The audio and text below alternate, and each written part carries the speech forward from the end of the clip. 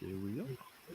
How we doing? Welcome back to another episode of the Richie Hicks Jr. Sports Podcast. I am joined today by my friends, Mr. Idris Salam and Mr. Michael Zappi. How you boys doing? What's good, man? Happy Sunday. Happy Sunday. Good to see you It guys. feels, Yeah. it feels good to be back. I feel like I finally had a free week and a free weekend, and I've been busier than ever. Haven't been able to do a show this week with y'all.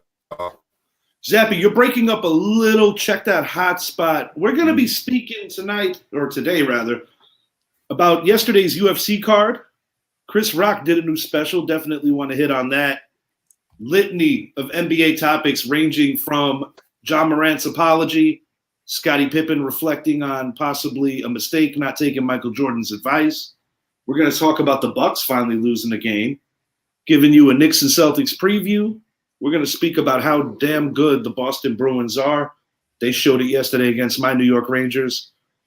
And we're also going to speak on the Daniel Jones contract situation and my favorite segment, Start Bench Cut. Zappy, going to start this out with you. You are the UFC guy. Give us a rundown of last night's events. Viva Mexico. I'll start with that. Alexa Grasso last night shocked the world. She absolutely shocked the world when she went into the octagon to face Valentina Shevchenko. And from the get-go, I mean, in that first round, it almost seemed like Grasso was going to win this fight in the first. She was standing there. She was banging. Valentina got a couple of wake-up calls. And going into that second round, all I kept saying was Valentina needs to take this to the ground. And that's exactly what she did in rounds 2 and 3. She kept it on the ground. She dominated her. Alexa was able to get up here and there, but then it would go right back down to the ground. But come the fourth round is when Valentina made her brutal mistake by doing a spinning back kick, completely missed, and it allowed Grasso the opportunity to jump on her back, and she never let go from that point on. Got it to the ground, got her in a rear naked choke, and just started cranking down on it. And when I say cranking down, when Valentina finally tapped out, you see Grasso's arm come off, and this whole area is just white, and that's how red her face was. Like she was at the very verge of passing out. And then, so we saw a new champion in that division, and then the big one, of course, is the return of John Jones. I was not a fan of him being off of for the last 3 years, and then being placed into a championship fight immediately in a brand new division he's in. Mm-hmm. But he more than proved why he was given that opportunity last night. I mean, he walked into that octagon with Ciryl Gane, a guy who has been phenomenal in the heavyweight division. His only loss coming to Francis Ngannou. Mm-hmm. And John Jones just outmatched him. He took him to the ground real quick, and that was it. John Jones, you sit there, and it's hard to argue that he's not the GOAT. He's got one loss in his entire career, and that one loss came via a disqualification because of an illegal elbow. So, I mean, it's amazing to see what he did last night and to see how he did it with ease. And you look at the heavyweight division, and with the UFC not having Francis Ngannou anymore, it's like, who's going to beat John Jones? And how long will John Jones go? I'm still waiting for his post-fight drug reports to come back, but yeah, he looked great last night. I'll give it that. And I feel like the heavyweight division has been put on notice. John Jones is back, UFC's greatest fighter of all time, and he looked the part. A lot of people were upset. Sorry, Idris, you first. Yeah, I seen clips of him and clips of it, and I seen clips of the Grasso, and I was like, whoa, man, this girl right here. But Jones looked a little like he put a little weight on. But then again, he had the layoff. Yeah, he had the layoff. So I was kind of surprised he came back in, 3-year layoff, man. That's a long time in any sport. Well, he took the 3 years off to get to the heavyweight weight correctly. Yeah. It's because last night when he was fighting at 243, I believe. No, he weighed in at 243. I think he was fighting probably at 255. And you could tell. You could tell because normally when he's fighting at 205, he looked very lean and cut. But he definitely had the dad bod look, but his arms are still built. He was still a big guy, and you could tell he's trained correctly for this. Yeah. And Yeah. I know with the John Jones situation, some fans were complaining that it was too quick, coming right back and getting right into the championship mix. But given his performance, I think he validated why he was there. Yeah, he did, and he did. And I kept saying, what does Dana White owe him? Right. That's what I kept saying. What does Dana White owe you? That the fact that you have screwed him over multiple times, but when you really think about it, well, the one thing that while Dana's been screwed over, whenever you put a John Jones name on a card, it's going to sell. And because a lot of people tuned in last night, including myself, to see will he be able to own the heavyweight division, win a championship fight against a big name opponent, and he did. It's just like Conor McGregor. He's another guy. No, I think I think we'll see what happens with the Stipe fight, because that's who John Jones will fight next. Is the greatest heavyweight of all time. It'll be against Stipe Miocic. But again, I love Stipe. I've been a huge fan of his. I don't think he will be able to stand to John Jones's ground game. He's too long. That's always been John's greatest gift, is because of his length, long arms, and how he's longer arms, longer legs, everything. Mm-hmm. And not to mention Stipe's last loss against Francis. I mean, he got obliterated. He looked like a child out there. That's what's asking. You think Ngannou will come back to fight Jones if his boxing career doesn't kick off? I don't think it's necessarily the boxing career. I think with Francis Ngannou, a lot of it has to do with Dana White too. With the whole event with Dana White. I don't think he's ever going to get the contract demands he wants in the UFC that boxing is giving him. It's a dream. I hope Francis comes back, because I would love to see that right coming from Francis connect on John Jones. I would love to see that, but I don't think we as fans will ever get that opportunity to see it. And it's going to leave open the debate of, yes, John Jones is the greatest, but what if he faced Francis? Would that have been his loss? That's a beast. That's a beast. But no, Richie, as far as the fans go, like I said, I was one of the fans. I was upset.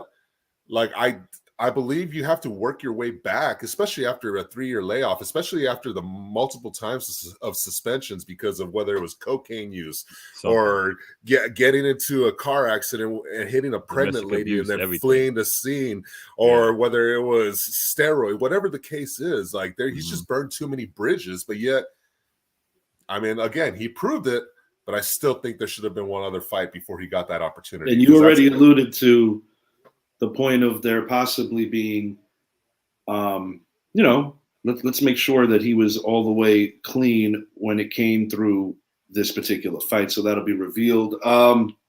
Moving it along, I'm going to talk about a guy that didn't pull no punches last night. Chris Rock's Netflix special. This was fun. I feel that when it comes to clapping back at somebody, the more time that is put on it actually becomes better. It becomes more substantial when you get back, and anybody, unless you were living under a rock, knows about what happened at the Oscars. The smack heard round the world, the slap heard round the world, however you want to phrase it. Towards the end of Chris Rock's show yesterday, he really reserved some time to go in on both Jada and Will. Yeah. It was funny, but it also kind of opened up the less funny part about how a woman that can really get under a man can make a man make some horrific decisions. And you look at the events of what happened at the Oscars, you look at where Chris Rock is right now versus Will Smith. And that's why I tell people that they may have made mentions that this was a reenactment of something that happened in Hollywood years earlier. This was real. I've gotten to the conclusion that this was indeed real, because I don't think Will Smith would be willing to deal with the repercussions that come with what his poor actions were. But, I mean, he hit on a lot. He hit on the abortion topic. He was pretty funny when he was talking about his kids. Yeah. I mean, honestly, bro, he called him Suge Smith. I was dying. Don't talk about too much. Don't say too much, because I'm going to watch it here today. But there's one part I got to say.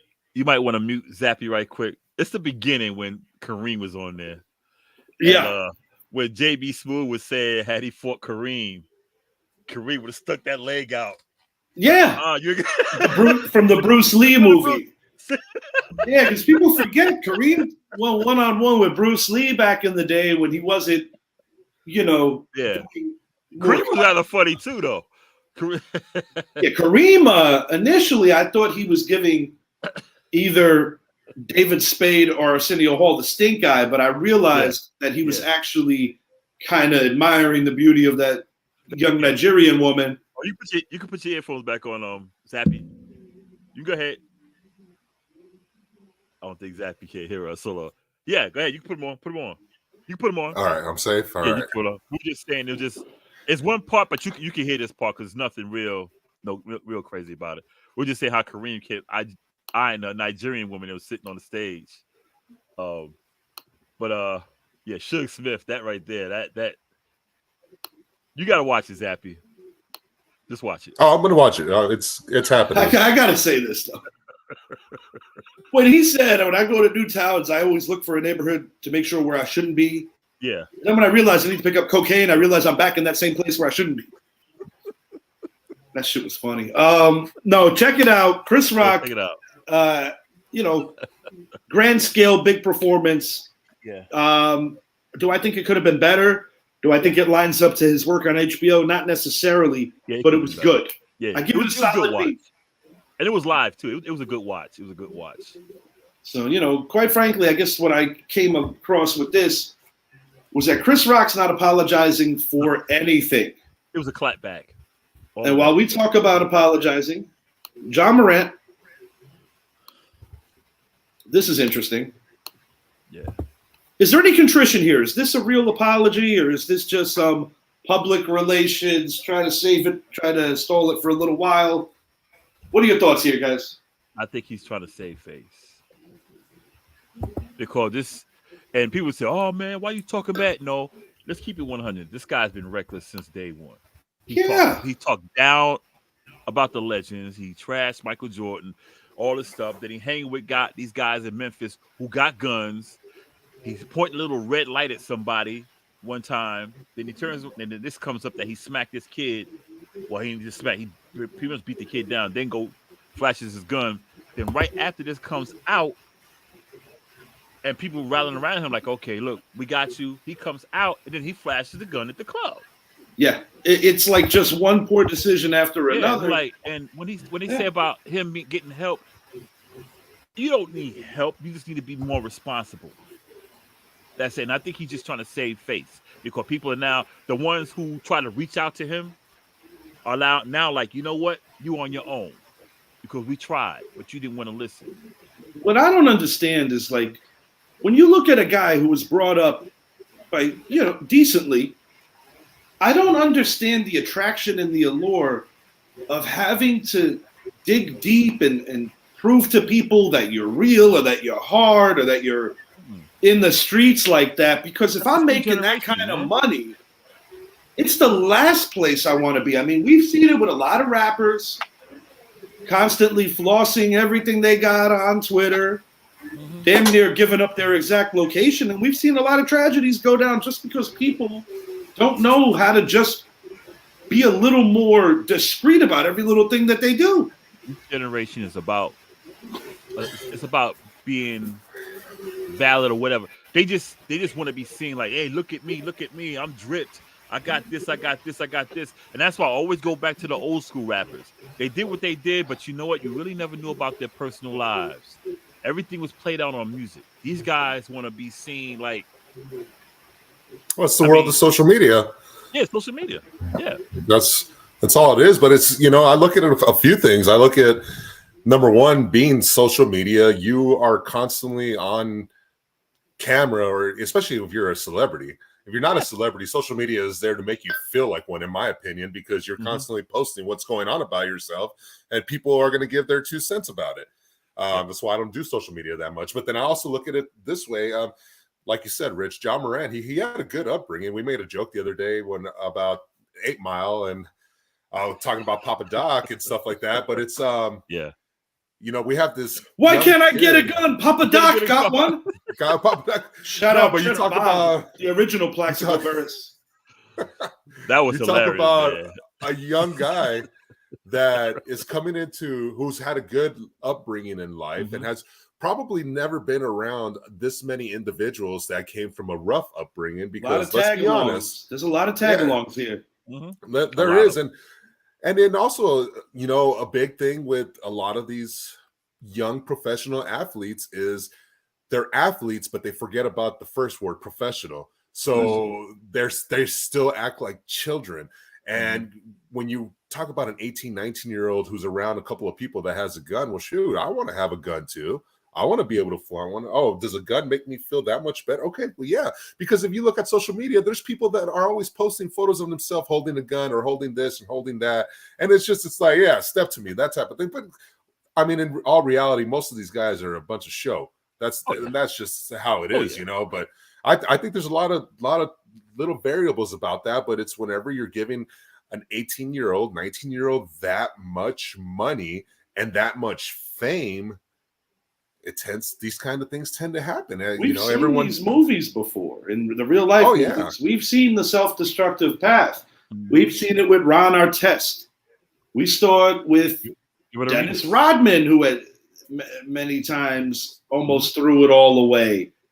Gilbert Arenas threw it away. You know, Steven Jackson had some issues. You know, there've been plenty of players in this league over the years that made these kind of ridiculous mistakes. But I just think the crazy thing with this is that it's like so easy to see it for what it's worth.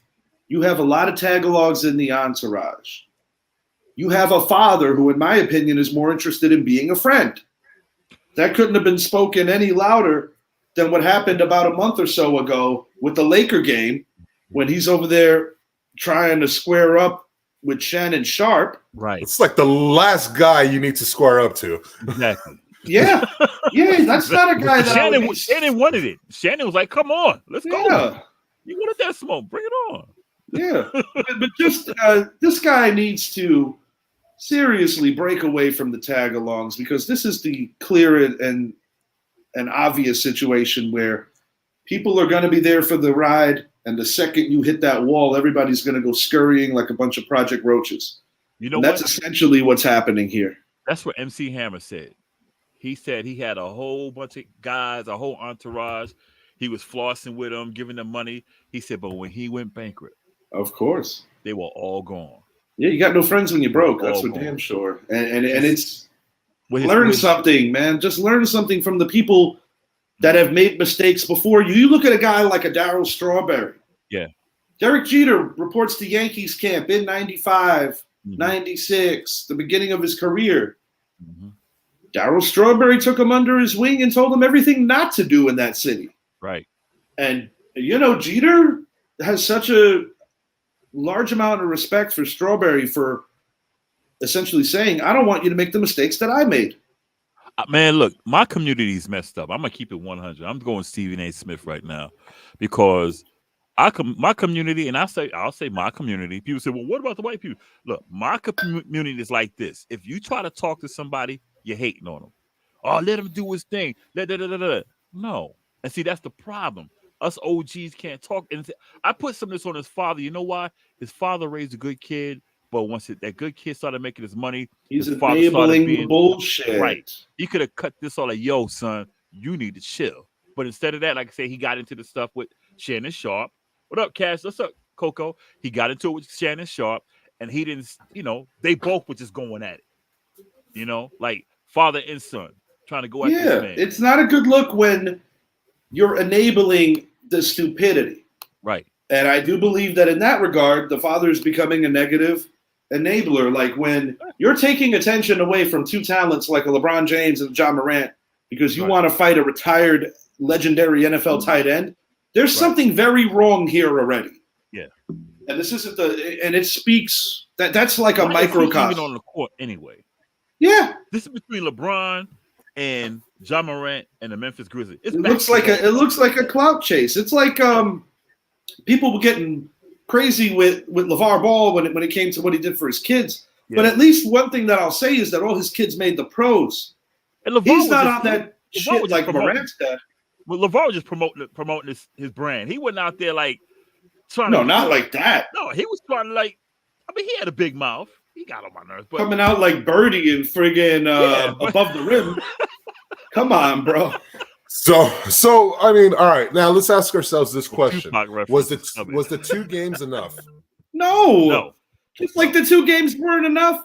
No. When Ray Rice broke his ex-girlfriend's face in an elevator. Dude, this guy had a gun. It is a microcosm, and to Chris Rock's point on that show yesterday, it's a microcosm of how far we've fallen as a country, where women's rights, even just taking it there for a moment, are still way on the floor, taking steps back, just like race relations, taking steps back. But this is stupidity at its finest when it comes. You're somebody's dad, man. You got 4 minimum with me. I'll be honest. I would set a precedent look, here. I would set a precedent. Well, look at all right here. Well, it's definitely a pattern, but I bring up the point about 2 games because let's talk about the other big point guard this year that had to serve a suspension because he shared a video on social media. And and then look at his career. People were trying to end his career. I think what Ja has done is worse than what Kyrie did. And another Chris Rock reference with the words hurting. This dude smacked up a teenage 17-year-old. a college prospect. He's over here showing off guns in public places. He flashed his gun at the kid too. Yes, sir. And his old man is catching smoke with former NFL players, bringing it all. Now somehow this is supposed to be more hurtful than posting a clip of a friggin' movie. Dude, we got to get reality and back to it. This is ridiculous. And it's only going to get worse, Richie. But look at the Grizzlies. I'll say this much. All right, they got to play. They're going to play the Clippers tonight in LA, and then on Tuesday they play pretty good Clippers team too against and then they play the Lakers on Tuesday night, which this Laker team, in my opinion, is slightly better without LeBron James than with LeBron James in the lineup. They play together, yes. But then they got to play the Warriors, the Mavericks twice in Miami. This is why we will not see Ja Morant be suspended over a long period of time because with the Grizzlies, I mean, if you look at the Nuggets, they have separated themselves from the rest of the West. Their lead, I mean, they have a 6-game lead, a 6-game lead on Memphis. So there's no one's going to catch the Nuggets. But then when you look at the Kings, the Suns, the Warriors, the Mavericks, they all have an opportunity to get to that 3 seed.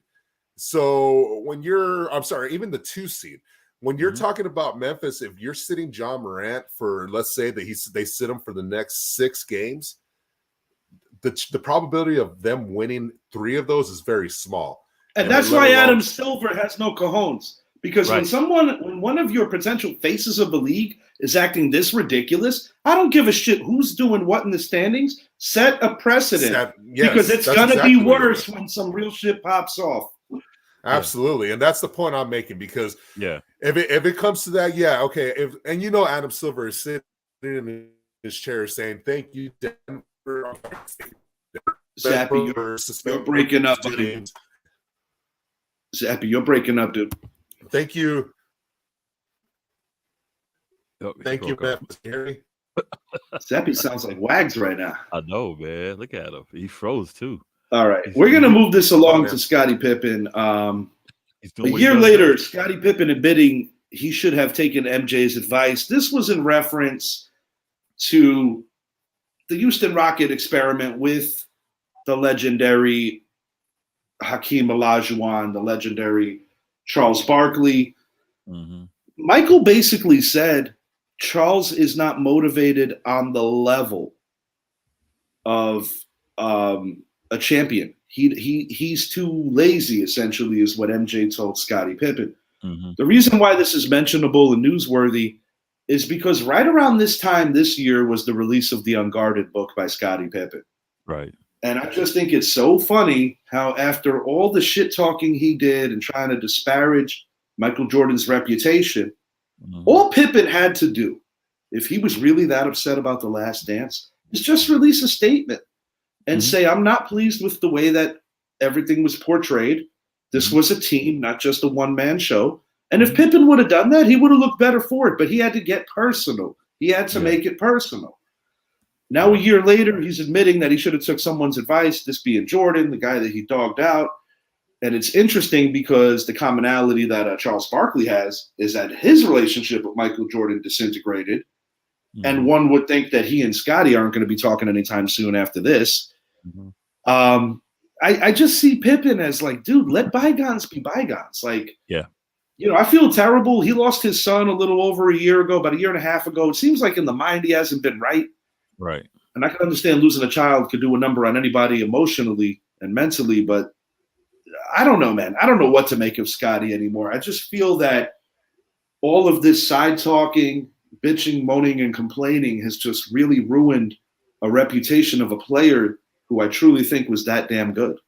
You know, I think with him, and when he was doing all this stuff, I kept saying, Scottie's trying to sell a book. Yeah, and for sure. Then the book came out. I figured he was trying to sell a book. And you know, his little saltiness, and I hate to use the word saltiness, but it reminds me of Karl Malone after he retired, where he was like, forget basketball because he never won a championship. They would ask him, like, who's going to win an NBA championship? I don't even care. But he was just real, like, bitter, period. And I think with Scottie, yeah, he could have said, look, I don't agree with the last 10, but, you know, this was about Michael Jordan, blah, blah, blah, blah, blah. Let it be. Because they gave him executive power. You know he's going to do what he wanted. Right. And because Scottie's legacy was already cemented. There was nothing wrong with being Michael Jordan's sidekick because people always said Mike never won without Scottie. They had to have Scottie. So his legacy was cemented. But I think his ego, I think it took a hit with all this nonsense that came out. I'm like, dude, why are you trashing this man? He says nothing bad about you. No. And I gotta give credit. I gotta give Michael Jordan credit. He doesn't talk bad about other players.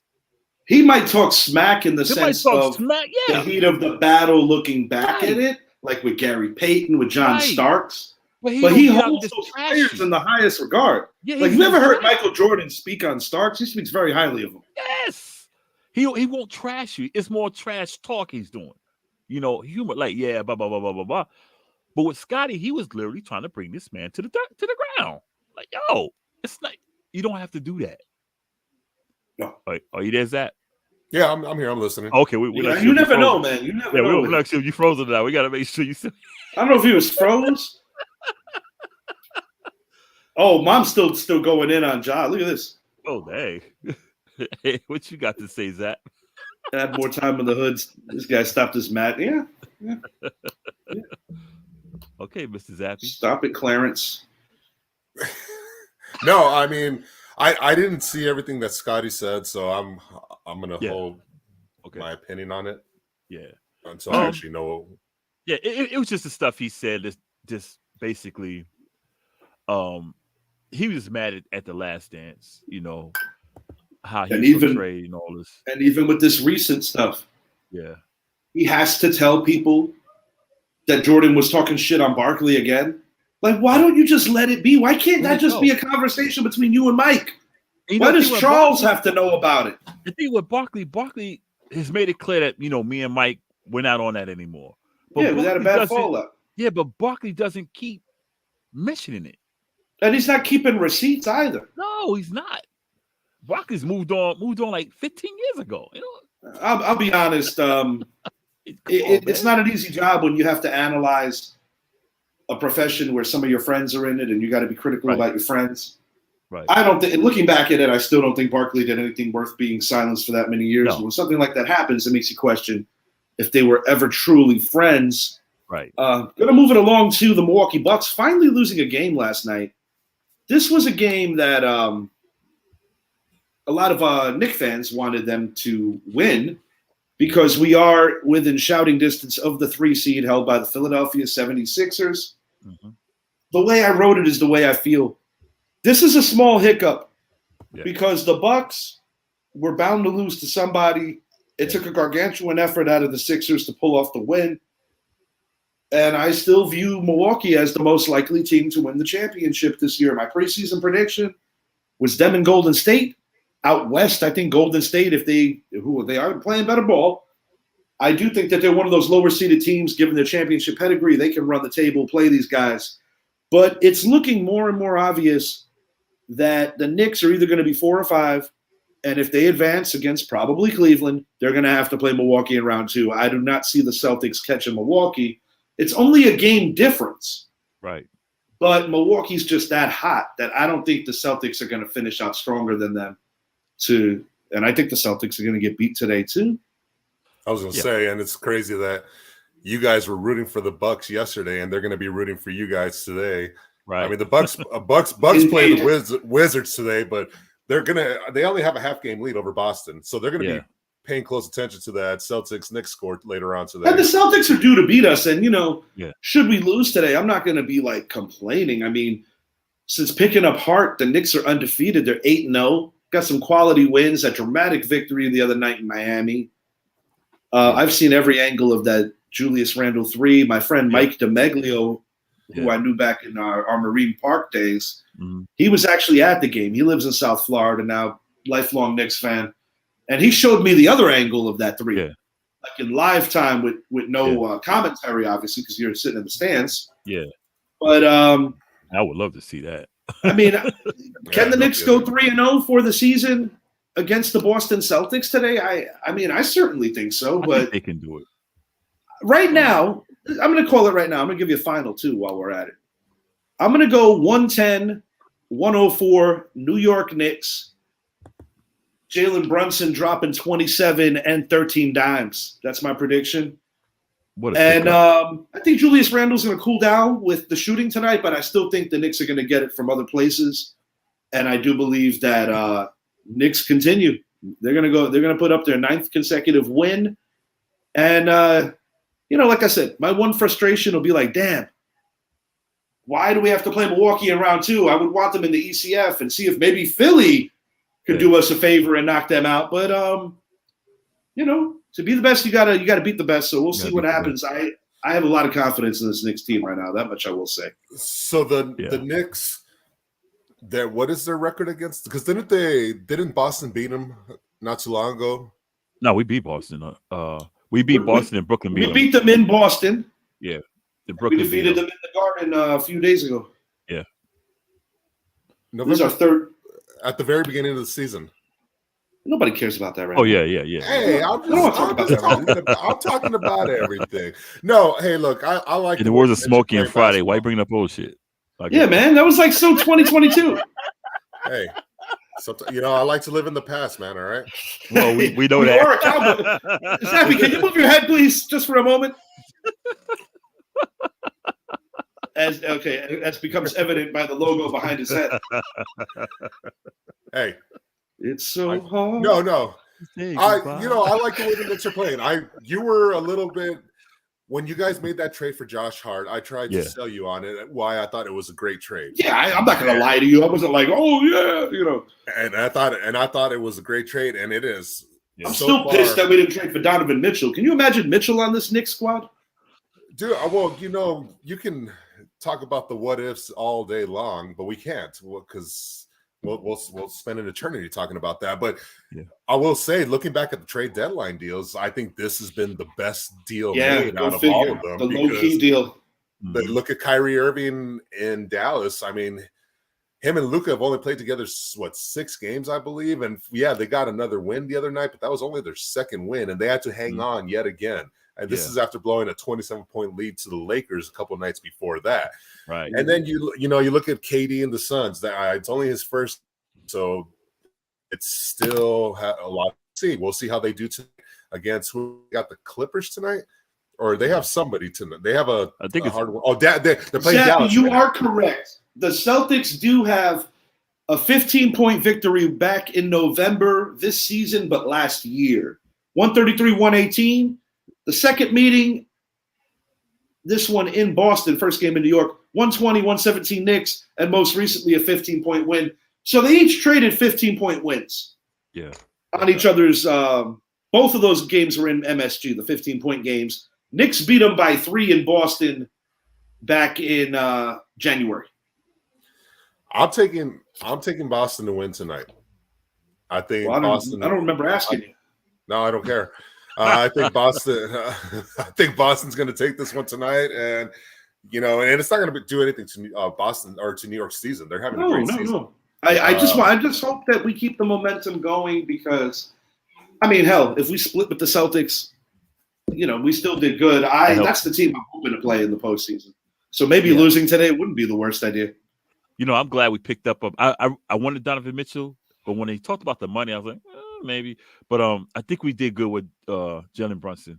Well, this is the only thing. I think we still could have got them both. That's why I'm annoyed because I'm like, when you're talking 5 decades and more of not winning a championship, there's no money. There's no, just stop it. But the Knicks are running their organization much better and more responsibly than they have. My issue with Donovan Mitchell was he's with Utah. They had a pretty good team.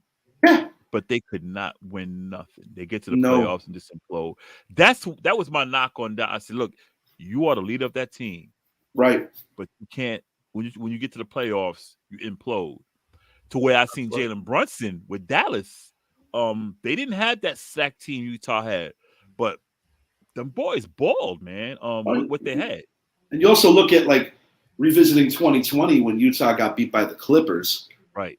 And they were the 1 seed. So that was my only knock. That is attached, and it's still with them, and it's still going to be spoken on. Mm-hmm. I think in Cleveland, even though they do have a good team, I think people are like preconceived and predispositioned to say it's just Cleveland. So maybe that might be the best destination for him these days, because even though he's a superstar, it's still kind of under the radar. We're keeping it with Boston. Go ahead, Zach. No, I was going to say, I think the one big thing with a Donovan Mitchell is I think he is the perfect example of what a Joey Gallo is in baseball. Or, I don't think he would have done as good in New York because of playing with that New York media. I think he needs to be with more of a middle tier team the way he is with Cleveland today or the way he was with Utah yesterday.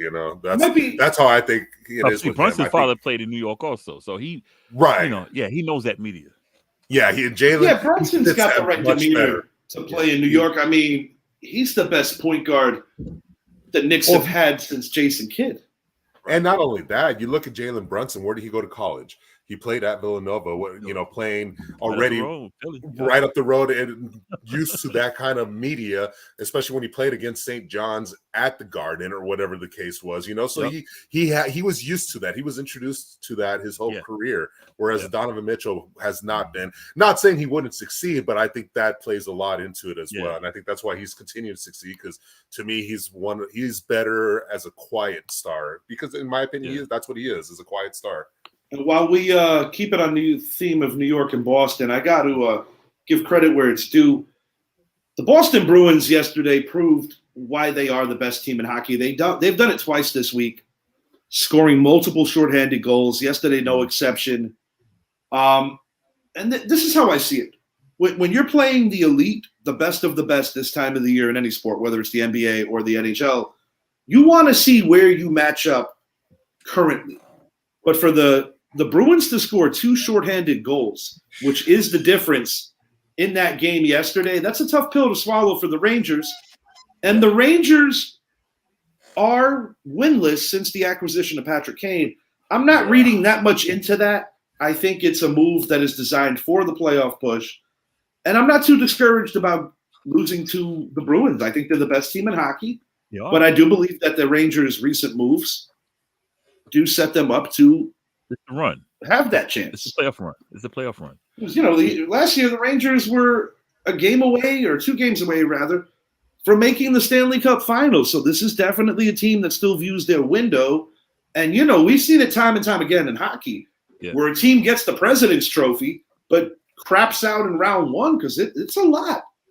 Something over the last 6 or 7 years, the Blues shirt's been doing their thing. Rangers have been doing their thing. We had that 1 year we kind of took a step back, and I think with this year, of course, Boston is Boston. They're the baddest on the block. I don't like them either because they're Boston, but just like the Celtics, I give them the due.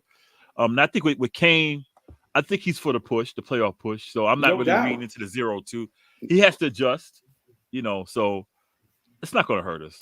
I'm not worried. I don't value the records when it comes to hockey for teams who are in the championship window. I mean, you look at the Tampa Bay Lightning last year. They were in the middle of the pack. They got hot, and they went to their 3rd consecutive Stanley Cup final. Or St. Louis, the Blues, couple of years ago.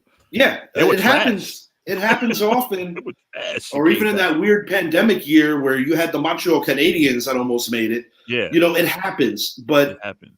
Right now it's about getting experience and getting enough game film on who you're going to be running into. I really believe that to be true. And if we're talking game film, we're talking about some of this here. This is a little wild. Daniel Jones, this contract that he's talking about, I think the evidence is looking more and more likely that the New York Giants are going to franchise Jones. He's going to be making roughly about 32, 33 a year for the next year. It's not going to be the exclusive, which protects you if he should sign somewhere. But when I do my homework and look at it, nobody's taking him from us. I think this gives you the opportunity to lock down Barkley for the 4-year deal, and the next year you go back to the table with Jones. And in a way, even though I don't like it, I do like it because after just 1 year playing at that level, I still don't feel 100% that I think we need to go throw 4 years at this guy. So that's my take on that. The way I see it is, tag him, sign Barkley. Let's see what this 32 is still. It's a pain in the ass, but it gives you the opportunity to wrap up Barkley. Yeah, and also, let's see what he does when he got weapons around him. Mm-hmm. If he doesn't make the jump this next year like he did this year, then we say, okay, we know what we need to do going forward. And I look at like, potential draft day trades. Anything or pre-draft trades. I mean, DeAndre Hopkins could be had. He was talked about. There are players that the Giants can improve upon, or if not addressing it in this particular draft, I'm coming to the realization that there is a distinct possibility that the Giants will probably lose Julian Love. That's an unfortunate one. Before you go, Zappy, let me say something. Now, the Jets are in play for Daniel Jones. Now, if they want to give us a one, Sauce Gardner, I could have. See, the problem, but that's the other side of this. On a serious note, is that by the Giants not giving him the exclusive tag, because this is the thing that a lot of fans don't understand. If you give him the exclusive tag, he's going to be making top dollar this year, and that completely screws every other aspect of it. So you do have to do a minimal risk by franchising him at 32 and assuming that he's not going to sign somewhere else. I personally think that's how this plays. Yeah. He gets franchised 32.8 or whatever have you. Yeah. They lock up Barkley for a hair under 14 a year. And then next year they go back to the drawing board with Jones, and he probably gets a lucrative 5-year. I hope we don't lose Julian Love, though. I think we're losing Love. Yeah. I think there's one team you need to be worried about that would possibly come and steal Daniel Jones, and I don't think it's the Jets. And first, I'll say with Saquon, from what I'm reading this morning, he's not budging off at the 16. He wants 16 per. Well, the thing is, if you franchise Jones, that could still happen. Yeah, it could still happen. Yes, but remember the difference between franchising and actually getting a deal done is that $32.8 million is fully guaranteed. So that's $32.8 million going against the salary cap. Where if you actually sign him to a deal, the cap goes up this year. Well, even even with the cap going up, it's still 32 whatever million on the books. Whereas if you sign them, it'll probably be 10 million on the books this year. It's not an ideal scenario. It's not an ideal scenario either way. But the one team, he could be signed by Tuesday, and then they put this to bed already. Who's the team? It could be, but I think it's the Panthers. I think a team that he goes. Oh God, McAdoo. Calling the plays over there. I mean, McAdoo. He sucked as a head coach, though. But he fits Frank right. Right. And look what he did for Darnold in that little short time. They're not stealing him, dude. They're not stealing him. Man, I don't think anyone. Not even owning this. But But remember, this is what I get for putting this up on my show. He's from Charlotte. Yep. He played at Duke. He grew up a Panthers fan. Right up the street. You give him the opportunity to go to Carolina. I think he would take it. I think he would. I think he would. That's the one team I think he would, because maybe so, but I still don't believe. I still don't think the Giants are going to allow it to happen like that. I just don't see. But I'm with Zappy. I think if he could, I think he would. But I don't think the Giants. I don't think the Giants will let him go, though. I don't think they'll. Well, sometimes, but you have to think of it this way. Look at it this way: if you don't think he is worth $45 million per, which I do not think he's worth that. I don't either. I don't think there's many people that do. If you do not think, and you cannot get him to budge off of that $45 million, you as an owner need to come to a realization that I'm still not convinced that that's the number. Hold on. It's the same. Hold on. Let me finish. It's the same thing with Lamar Jackson. When you have a quarterback or a player, let's look at Le'Veon Bell, for example. The Steelers stuck to their guns, and they were right. Yep. You know, and this whole Daniel Jones situation, while we saw a major improvement this year compared to the last two. Hey, Richie hates when I bring up these points. Everyone does, because it's the reality of sports. I will say. I see what you say. I agree with you, Zappy. But when you're the owner, if you feel like you're not going to give them, you have to look for something in return at this point. So you're putting the non-exclusive for a reason. If you felt like he was more of a franchise, you'd be putting that exclusive on him. Right. You would be taking that $42 million hit over the 32. No question about it. Yeah, but another thing when we talk about who deserves what, I don't even think it's so much about what we view him as, if he should be 40 or 30. It's more about trying to do the most friendly thing for your team in the short term and then doing something better, because a lot of times it's not about if Saquon's worth 16 or 14 or if Jones is worth 40 or 37. It's about what makes sense on paper for this particular year. Right. I know what makes sense. Go freaking trade Leonard Williams. He's not elite, but he's making elite money. But also remember, as a player, and you'll hear it from every player, your second contract, you go get the bag, because this is your last big contract. So I'm going to disagree with you again, though. He's going to be 30 years old in 4 years. I know. You could disagree, but it's the truth. Your second contract more so for the running back than the quarterback. For everybody, because we could talk about. I think the second. The second is the biggest for any position, especially the quarterback. That's where we're seeing, unless if you're an Aaron Rodgers or a Manning or a Tom Brady. But even Tom Brady's the exception. With you is because if Jones evolves into a superstar, which nobody really can say that right now, he's going to be 30 years old when this 4-year deal is done. He's going to get a big bag, and it'll be technically his third contract. But I get what you're saying, though. Yeah, I do. But your third contract is not guaranteed. Well, nothing's guaranteed. But what we do know is his second contract could possibly be his last contract. So he needs to take care of his financial stability and look at his family's future, all that. From us as fans, it sucks, because it's like, dude, come on, do it for the team. Do it for the team. That's all. I get the business annotation of it. It's just whatever the motivation is, it doesn't change the fact that he's had one good season. And you'd have to get your head examined if you're going to give him that bag. I don't give a shit who you are. I don't care if you're that's why you're not going to give it to him, but somebody else probably will. There's always a dummy out there. Yes. Brett, you also got rid of Galladay and Express. That frees up more. That's actually going to pay the draft class. About Galladay, if you waited until June, you actually get maximum money back. But the problem with that is it's not going to address the first wave of free agency, which I had mentioned on a previous show. But yes, Brett, getting rid of Galladay, that essentially Galladay and Express will pay. That basically will pay your rookie class. Look at it this way: what's y'all's salary cap space right now? Oh, we're like 40, number 5, I think. 48 or so. Yeah, okay, like so number 5 in the league. So if you franchise Jones, that's like what 32.8. So you're down to 15 million to 16 million left for restructure Williams, pay Saquon, and try to bring back Love. And then Galladay pays your rookie class.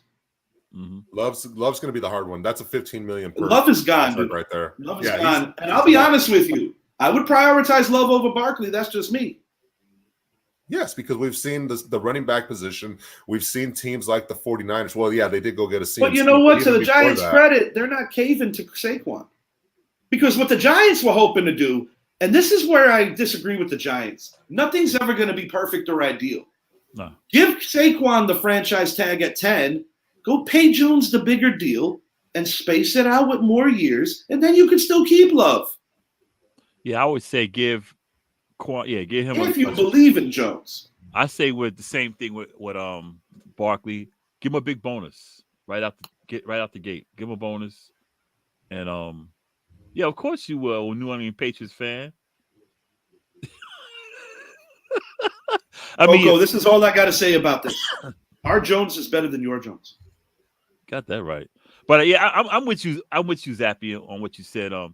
But we'll see what happens, man. It's a stressful situation because I've been there. I didn't want to see. No, don't stop with that stressful situation crap. I was in a good mood until you started coming with all these negative annotations. Because I'm gonna lose him. And then the Giants bring you back into reality. And then we're stuck with Tyrod Taylor. None of this. And then you wake up late on top of it to go spewing out this nonsense. I'm an hour behind you. First of all, I woke up on time. Secondly, time for who? Hey, for Daddy. We call that East Coast bias around here.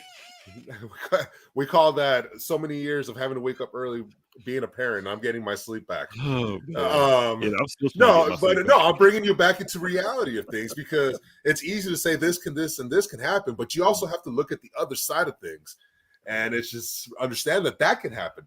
But if that's why as a Giants owner, if you don't think you can sign him, all right, thank you, Daniel, for everything you've done for us. Good luck in Carolina or New York, whatever. Try to get something in return for him, a second-round pick, first-round pick, maybe. God. Maybe someone's going to be willing to do that. Leaving. I can't wait till they just put this pen to paper so we can stop talking about this. You know who would take Daniel Jones in the first and give up a first-round pick? Who's that? Washington. Maybe. Well, you talk about a team in total disarray right now. Like, we'll give you Eric Bieniemy going in there like some kind of politician, like he's trying to win an election. That video had me dying, man. It was kind of funny. That was the best video. I was like, reminded me of Corey Brewer when he was like running around Newark getting all the votes. That video had me dying because it was just like it was on point. It was on point. I was just like, perfect, man. The key appeal call Eric Bieniemy and say, "Hey, man, we need you to introduce yourself to the Washington players the exact same way." It was when perfect. You see a white guy. Hey, nice to meet. I look forward to coaching you this year. But you see your brother play. What's up, man?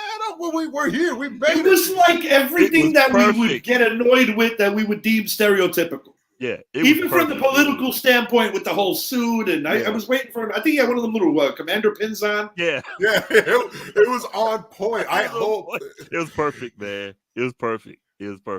But with Washington is a type of organization that give us 2 first-round picks and a second one for Daniel Jones. They're just that dysfunctional. Yes, I would be like, yes. Let me see, because I was going to. I think I'm. Oh, no, you're straight. Yeah, I think they would do it. I think I would if I were Joe Schoen. I'd be look. I would call Washington. Look, we give you Jones for 2 first rounders, or first and a second. They'll do it. And we want to know who killed Kennedy. And we're asking for the 2 first rounders because we're in the same division. If not, we'd be cool with a third. Right. They'll do it. Before we get out of here, start bench cut. Worst quarterback contract ever, and this is. These are all in 2019, by the way. Jared got 4 years from the Rams, 134, 110 of that guaranteed. Carson Wentz, Philadelphia Eagles, 4 years, 128, 107.9 guaranteed. And where the hell did I put Nick Foles? Apparently, I need to type that in. Nick Foles was also amongst this. I'm surprised Sam Bradford's not on there. Bear with me. I'm going to look up the Foles contract for quickness. What's his name that signed with Seattle? You're talking about Matt Flynn? Matt Flynn, yeah. Yeah, that was a pretty bad one too. Just bear with me. I thought it was going to be Dak, Jared, and Carson, not the same year contract, but from the same draft class. No, you could make an argument there. Oh my, this was a bad one too. Which one was that? The Nick Foles? The Nick Foles to Jacksonville after he had won Super Bowl MVP. I think he got a good contract in Kansas City also. And all the Rams. Now, it's funny. Nick Foles has always been able to make a lot of money in this league. But he has more of a resume than a Brock Osweiler, but similar results, how they were always able to get over. But anyway, start bench cut. We've got Nick Foles 4 years, 88 mil, 50.1. that was with the Jacksonville Jaguars. Who wants to go first here?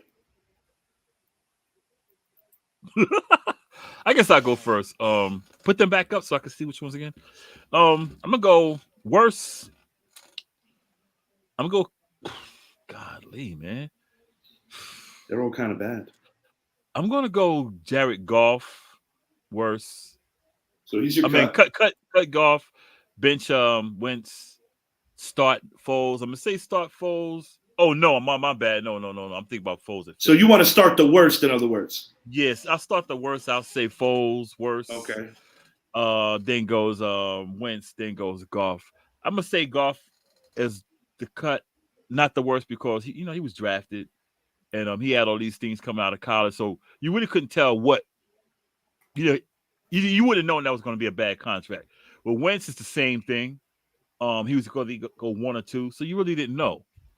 To where Nick Foles, you knew what he was. You seen his history in KC.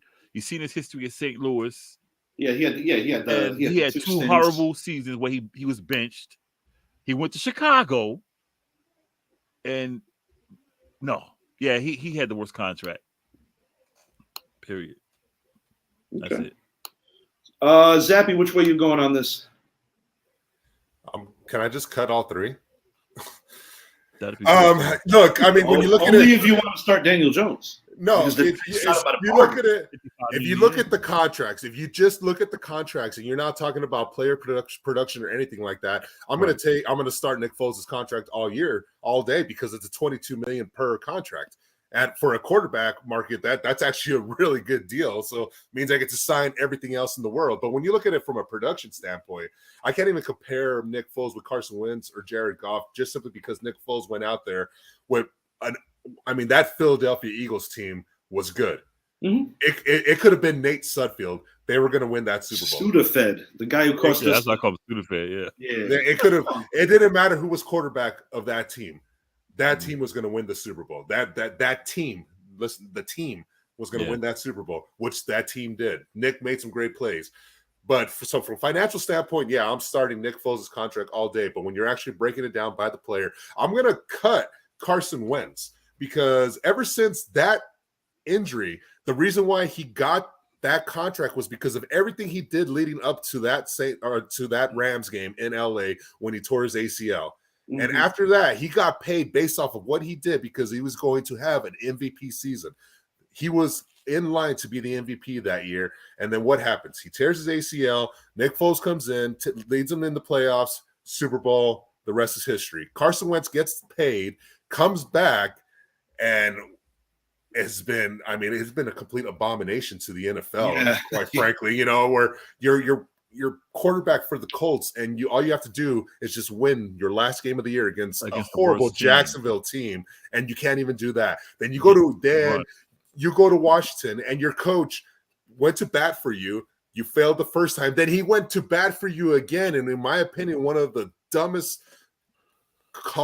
moves by a head coach by benching Taylor Heineke for Carson Wentz, only to get embarrassed. Carson Wentz's contract. And that's why Eric Bieniemy is coming in trying to scurry up the votes.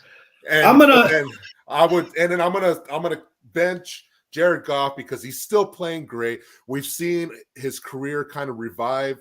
He has played in the Super Bowl. Frankly, it was one of the worst quarterback played games, but he's been there. And now we see what he's doing with Detroit. He's fun to watch again.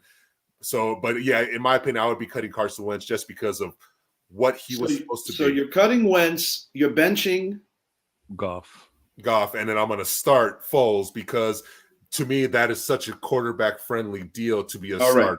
All right. I think that's what I had. Oh Jesus. This is what I would do. I'm starting Jared Goff because he's the best quarterback out of the three, so you don't feel nearly as guilty for paying him. Yes, I would bench Nick Foles because I do think that quarterback deal is a little more friendly than Carson Wentz.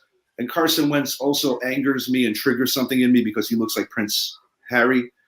And when we start talking about the British Parliament, and even once again, Chris Rock reference yesterday, you watch it, you get back to me. I'm going to give Zappy the slight edge on this start bench cut, not because I wanted to, but because he talked to the point where I felt that if I didn't give him the win, I would have to continue listening to him. So I'm just going to leave that there. Good show, gentlemen. I had a good time doing this. I'll take that L. Yeah, good show. We will be back this week with our baseball previews. Got a movie show coming soon, too. Take care.